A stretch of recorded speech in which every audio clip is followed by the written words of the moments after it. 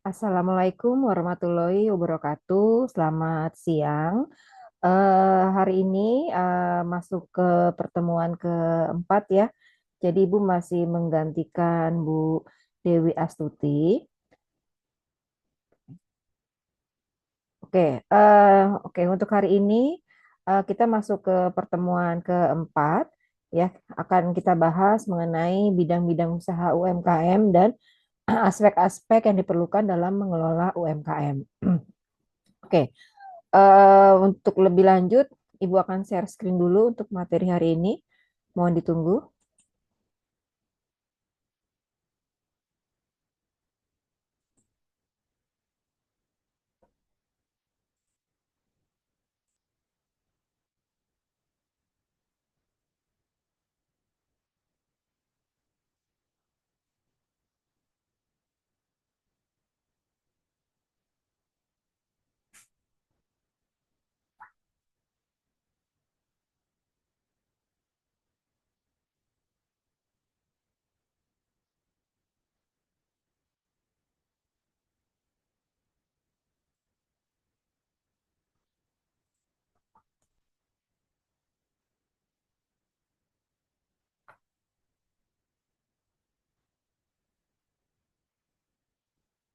Oke, di sini sudah ada slide-nya ya.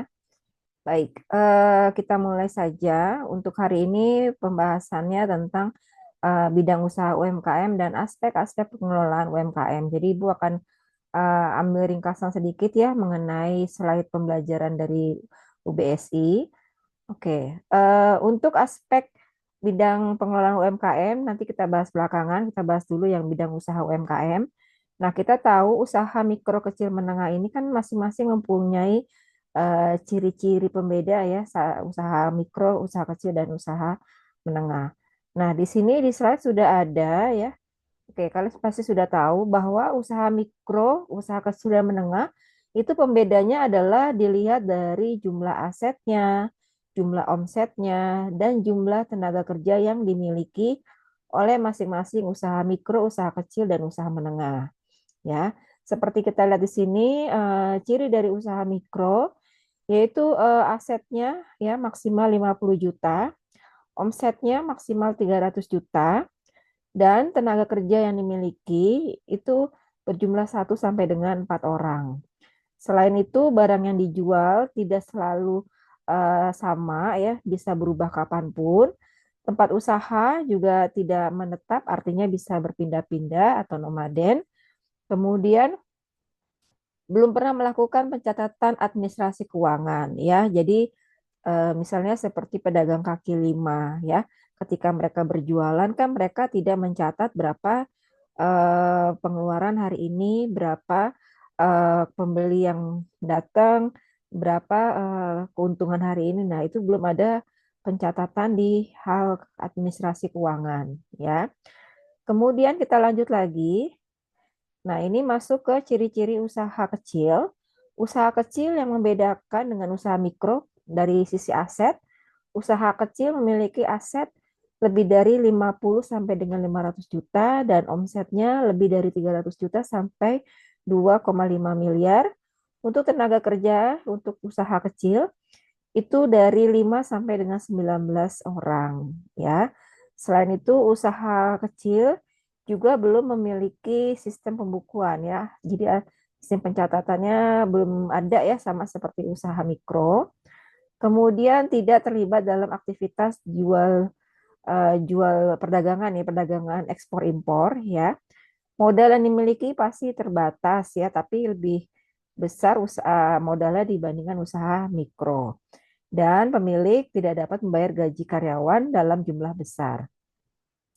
Kemudian kita lanjut lagi ke ciri-ciri usaha menengah.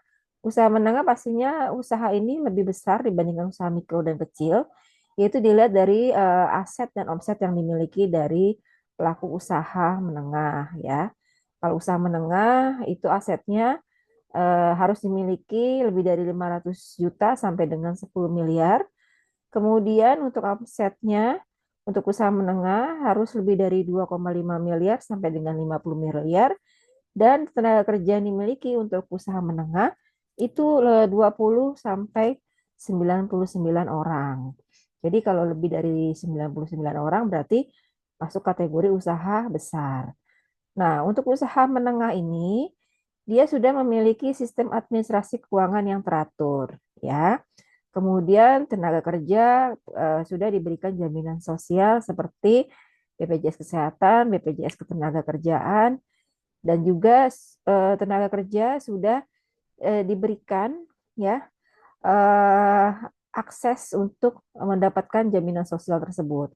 Selain itu, usaha menengah ini sudah mempunyai izin legalitas ya, harus ada ya gitu. Kalau usaha mikro dan usaha kecil itu memang banyak kan belum memiliki legalitas ya. Tetapi kalau usaha menengah ini diwajibkan sudah ada memiliki legalitas ya, seperti NPWP, kemudian NIB ya, itu harus dimiliki oleh usaha menengah ya. Kemudian selain itu ya, kita lihat lagi. Nah, lanjut setelah ciri-ciri dari usaha mikro, usaha kecil dan usaha menengah, di sini ada bidang usaha UMKM. Mungkin di benak kalian ya, mungkin selama ini yang kalian ketahui usaha UMKM itu identik dengan usaha kuliner, makanan, food and beverage ya. Namun ada juga usaha lain, bidang usaha lain, tapi masih di lingkup UMKM ya. Contohnya adalah yang berkecimpung di bidang pertanian, perburuan, dan kehutanan. Nah, kalau pertanian misalnya para petani ya yang menghasilkan panen padi ya, beras ya, kemudian bisa dijual. Nah, itu jadi dari pertanian.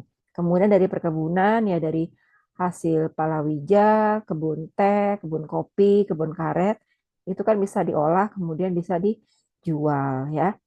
Nah, kalau perburuan itu bisa juga masuk ke bidang usaha UMKM ya. Namun kebanyakan kan kalau perburuan ini masih bersifat ilegal ya, dalam arti berburu seperti gading gajah ya, kemudian kulit harimau ya, atau apa namanya kulit ular ya, dijadikan jaket, tas gitu ya, atau mungkin dijadikan pajangan di rumah ya.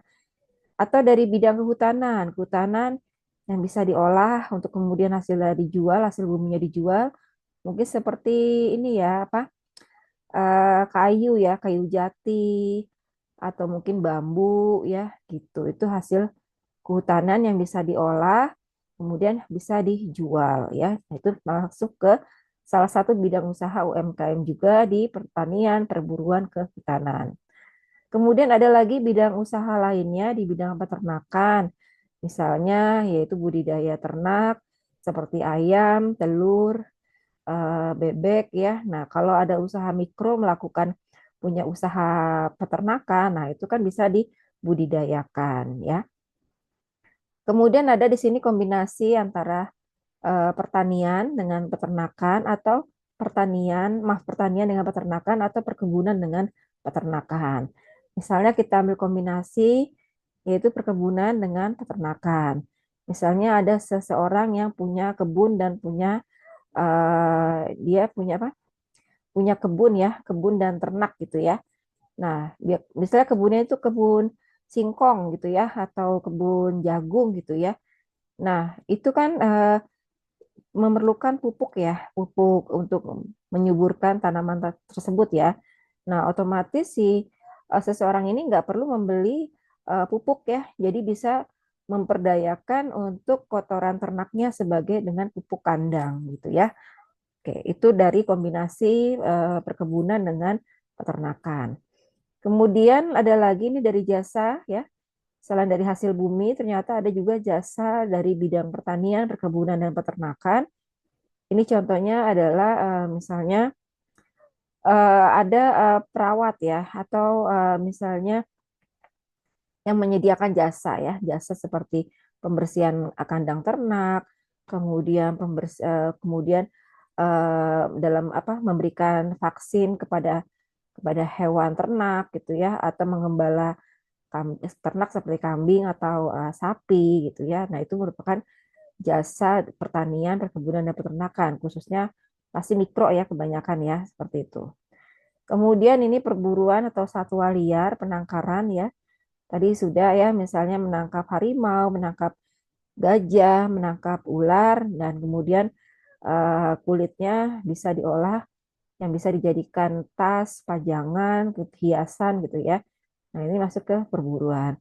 Nah, penangkaran satwa liar juga nih. Contohnya adalah selebgram atau influencer seperti Alshad Ahmad atau Panji Petualang yang di rumahnya itu ada tempat untuk penangkaran satwa liar ya, tapi harus ada izin dari BKSDA tentunya ya untuk membuat penangkaran satwa liar. Kemudian ini tadi kehutanan sudah. Nah, perikanan adalah usaha eh,